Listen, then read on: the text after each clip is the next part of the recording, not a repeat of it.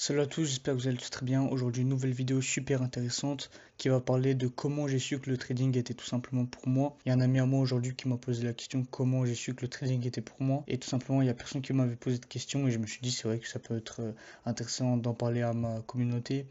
Donc c'est parti, on va directement attaquer au vif du sujet. Comme vous le savez tous, je suis chrétien, je suis une personne qui prie tous les jours, etc. Faut revenir il y a 3 ans quand j'avais commencé le trading.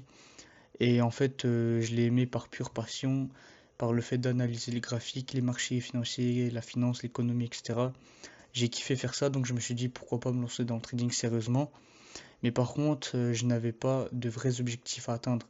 Je me disais jamais que j'allais être trader professionnel, que j'allais être rentable, que le trading ça va être mon full time. Parce que voilà, j'étais jeune, j'avais 15 ans.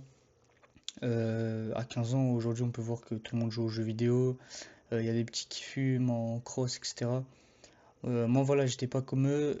Je me suis rendu compte qu'à 15 ans, je devais changer parce que si je change pas maintenant, plus tard, ça va être encore plus dur. Et voilà, surtout avec les amis que j'avais, l'environnement, etc.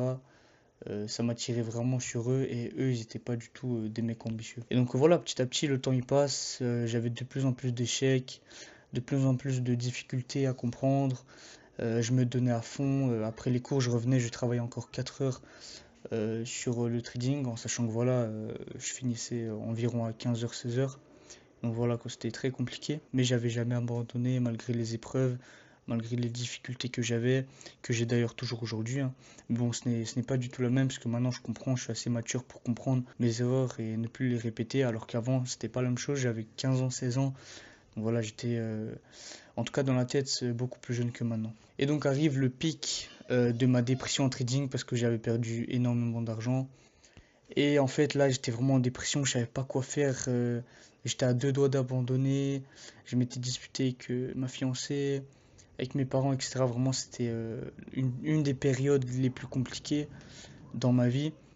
Et donc voilà, moi je suis chrétien, j'allais à l'église. Une fois j'étais à l'église et je sais pas si vous connaissez Pasteur Yves. C'est le président de la fédération belgeo-luxembourgeoise de l'église des Adventistes du 7e jour. Donc voilà, on se connaît depuis 3-4 ans. Là je vous mettrai des photos si je le retrouve. Donc voilà, lui je le connaissais très bien et un jour je l'ai vu à l'église et je sais pas, on a eu une discussion assez profonde nous deux. Et donc je lui ai posé une question, comment vous êtes devenu pasteur? Et là il a commencé à m'expliquer que quand il était jeune, le métier du pasteur, il le détestait. C'était vraiment un truc qu'il voulait le moins. C'est un truc qui, vraiment, c'était horrible pour lui être pasteur. Il voulait être une personne fortunée avec ses voitures à côté de la villa, enfin, vous comprenez. Et donc, un jour, il s'est dit, pourquoi pas demander à Dieu d'ouvrir la Bible pour qu'il place son doigt quelque part sur la Bible et pour que Dieu le montre, en fait, sa destination. Je vous explique vraiment en bref, sinon voilà, c'était une discussion assez longue de quelques heures. Il prie, il met son doigt, il ouvre la Bible au hasard, il met son doigt quelque part. Et il y avait un verset très important. Il a une phrase, franchement, j'ai oublié, mais c'était une chose en lien avec un pasteur, un berger. Et donc c'est comme ça qu'il a compris qu'il doit être pasteur, que c'est quelque chose destiné à lui. Franchement, cette histoire, elle m'a assez étonné. Là, je suis rentré et c'était le soir. Donc voilà, je commence à prier. Et je dis à Dieu, Dieu, voilà, là c'est très compliqué dans le trading. Ça fait 2 ans que je suis dans ce milieu. J'ai que des échecs. Je comprends rien, surtout maintenant, j'ai perdu beaucoup d'argent, je suis en dispute. Voilà, il y a full problème. S'il te plaît, aide-moi. Tu connais ma situation, aide-moi. Là, maintenant, j'ai envie d'ouvrir la Bible, mettre mon doigt quelque part. Et montre-moi vraiment le verset qui peut me changer, me bouleverser. Ou peut-être au contraire, me convaincre quelque chose. J'arrête la prière, je regarde droit devant moi, j'ouvre la Bible, à une page vraiment au hasard. Je mets mon doigt. Et là, je regarde et je lis la phrase suivante. Nous n'acceptons le bien de la part de Dieu et nous n'accepterions pas aussi le mal. Ce verset, on peut le retrouver dans le livre de Job, chapitre 2, verset 10. Et en fait, au début, j'ai pas compris. J'ai relu encore une fois et je n'avais toujours pas compris. Et donc là, voilà, je me suis dit, bon, Dieu ne me l'a pas montré, c'est sa volonté, voilà, c'est pas grave, ok, je vais laisser tomber. Et là, je commence à refermer la Bible et je me dis, attends, viens, je vais revoir encore une dernière fois. Donc, encore une fois, nous acceptons le bien de la part de Dieu et nous n'accepterions pas aussi le mal.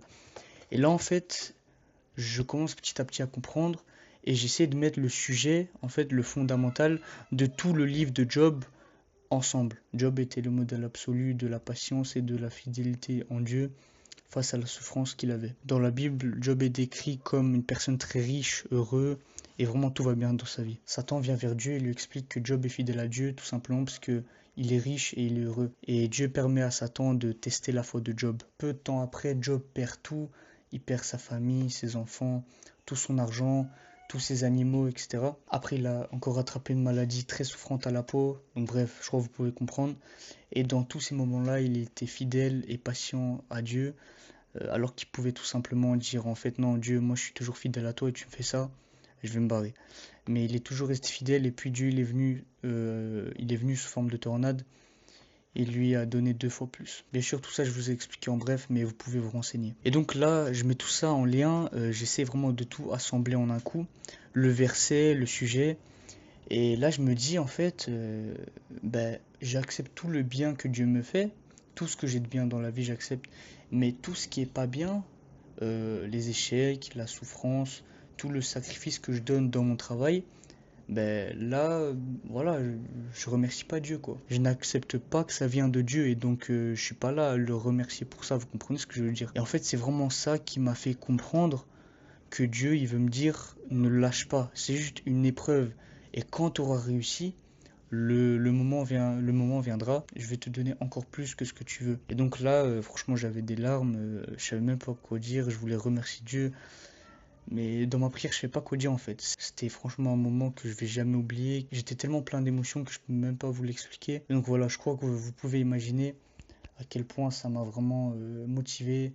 Ça m'a fait comprendre que Dieu, il m'écoute, que surtout il a répondu à ma prière. Et depuis ce temps-là, j'ai extrêmement confiance en moi, en mon trading, que voilà, le trading est fait pour moi, que Dieu m'a mis le trading sur mon chemin, pas pour rien, surtout depuis jeune comme ça, pas beaucoup, voilà, c'est assez rare. Je fais pas encore des gros gains et tous les gens qui veulent vraiment retrouver leur chemin de vie en fait, j'ai qu'une chose à vous conseiller, de par mon expérience, c'est tout simplement en parler à Dieu.